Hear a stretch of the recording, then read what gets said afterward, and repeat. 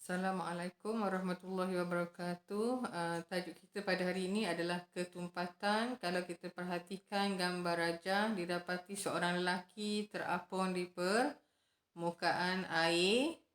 Okey, kenapa dia boleh terapung di permukaan air?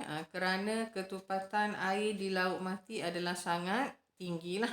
Okey, maka lelaki tersebut terapung di permukaan laut mati. Nama tempat tu adalah Laut Mati.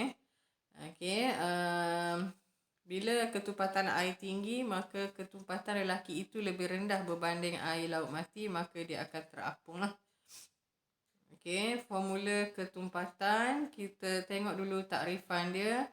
Apakah maksud ketumpatan? Okey, ketumpatan adalah jisim perisi padu bahan.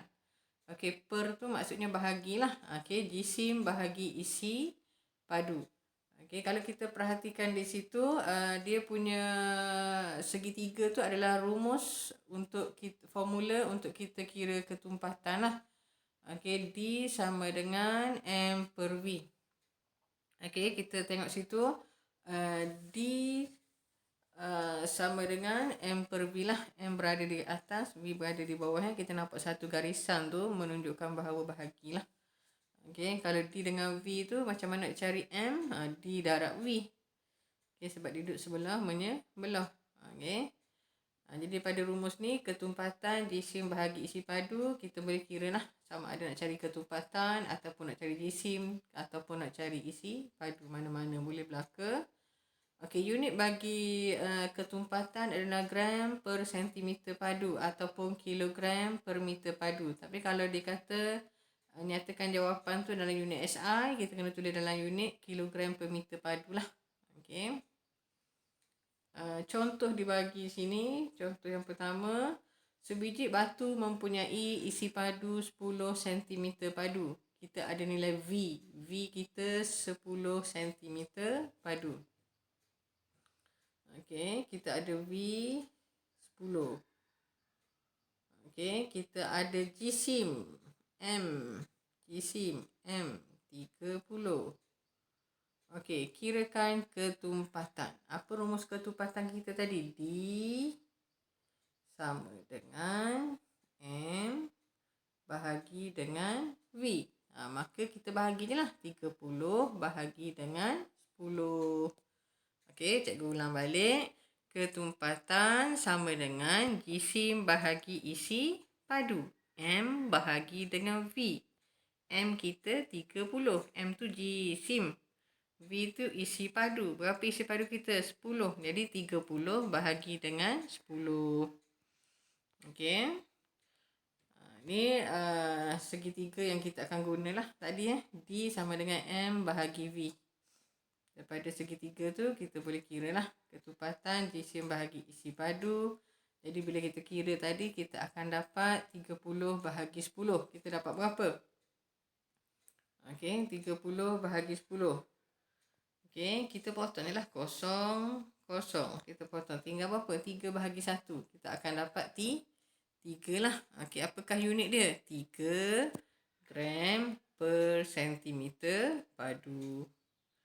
Okey, contoh 2. Dia bagi isi padunya 100. Apa itu isi padu? V.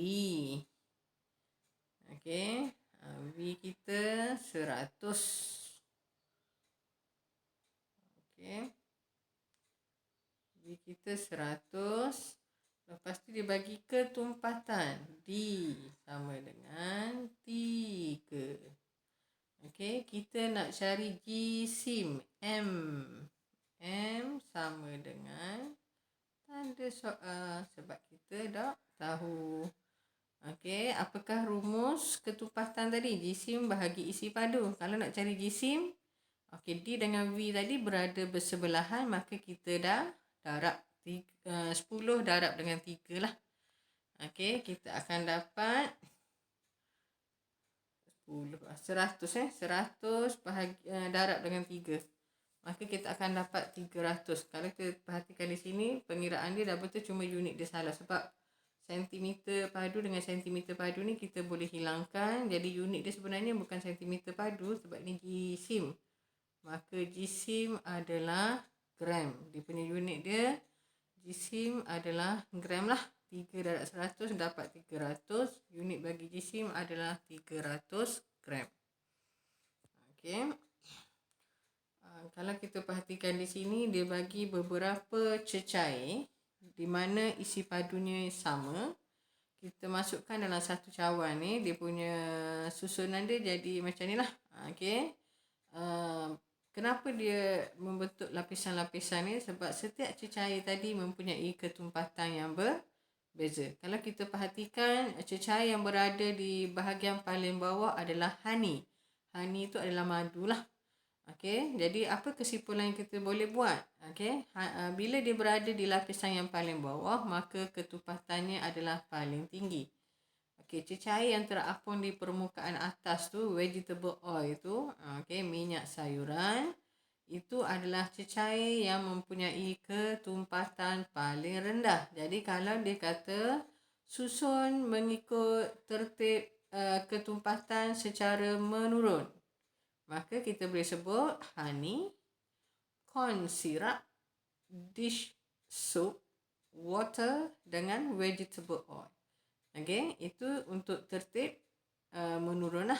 Kalau tertib menaik, maknanya daripada rendah ke tinggi, kita sebut vegetable oil dululah sebab dia paling rendah ketumpatan. Sebab tu dia terapung. Jadi untuk tertib menaik, vegetable oil, water, dish soap, corn syrup, akhir sekali honey. Sebab honey ketumpatan dia paling tinggi. Jadi kita ingat macam ni je lah. Yang berada paling bawah, paling tumpat. Yang terapung di permukaan paling atas, kurang tumpat. Okey, contoh yang berikutnya, katakan saya ambil sebiji telur, saya masukkan dalam air. Saya dapati telur tersebut terapung. Jadi apa kesimpulan yang boleh dibuat? Telur tersebut kurang tumpat daripada air. Okey, telur tersebut kurang tumpat daripada air. Sebab apa kurang tumpat? Dia terapung di atas. Okey, kayu pun terapung juga di permukaan air. Maka kesimpulan kita boleh buat, kayu kurang tumpat daripada air. Okey, lilin. Okey, lilin kurang tumpat daripada air sebab dia berada di permukaan atas. Okey, dia timbul di permukaan atas air itulah. Maka lilin kurang tumpat daripada air. Kalau kita perhatikan di bahagian bawah tu ada sebiji guli. Guli tersebut tenggelam dalam air. Maka apa kesimpulan yang kita boleh buat? Okey, guli lebih tumpat daripada air. Macam mana kita tahu dia lebih tumpat daripada air? Sebab dia tenggelam. Okey, lilin kurang tumpat daripada air sebab apa? Dia timbul di permukaan air lah. Okey, ni contoh beberapa bahan dengan nilai ketumpatan dia. Gold, lead, copper, aluminium, ice, cork, mercury, seawater, pure water dengan petro. Okey, nama bahan ni tak apalah dalam bahasa Inggeris, cuma kita tengok nombor tersebut. Okey, kita nak tengok pada ketumpatan dia lah. Okey, bagaimana kita nak susun ketumpatan dia? Nombor yang paling besar kita akan letak di bahagian paling bawah. Okey, lepas tu dia akan naik ketumpatan yang paling kecil. Kita tengok nombor yang paling kecil lah. Okey, kita susun saja. Yang paling tumpat di bahagian bawah, yang paling kurang tumpat berada di bahagian paling atas. Okey, katakan kita ambil bahan tadi, cikgu bagi satu silinder penyukat. Apa yang perlu kita buat? Kita masukkan bahan-bahan tadi dalam silinder penyukat. Kita lihat susunan dia. Okey, siapa boleh teka? Okey, apakah bahan yang berada di bahagian paling bawah? Okey, paling bawah. Okey, ketumpatan yang paling tinggi mana? 19.30. Jadi gold. Gold tu emas. Emas berada di bahagian dasar silinder penyukat lah. Dia berada paling bawah. Okey, kalau dia bertanya, siapakah yang berada di lapisan paling atas? Ketumpatan paling rendah. Okey, cuba cari. Mana nilai paling kecil? 0.24. Siapa tu? Okey, cork. Cork ni gabus. Okey, jadi kita akan susun. Emas berada paling bawah, cork berada paling atas. Okey, cuba kita semak jawapan kita betul ke salah. Okey. Betul, pandai. Okey, Go berada di bahagian paling bawah diikuti dengan Mercury. Ketupatan dia 13.6 tadi.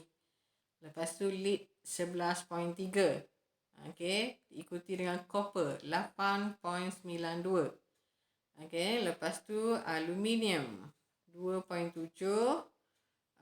Sea Water mana? Sea Water 1.03. Okey, lepas tu Pure Water 1.00.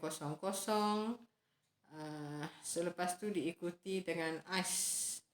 Okey, Ice 0.92. Okey, Petro 0.8 dan atas sekali adalah Coke 0.24.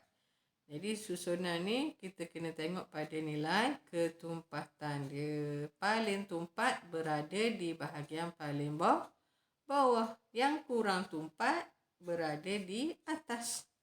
Okey, ingat yang tenggelam bahagian bawah tu paling tumpat. Yang terapung timbul di permukaan tu kurang tu tumpat.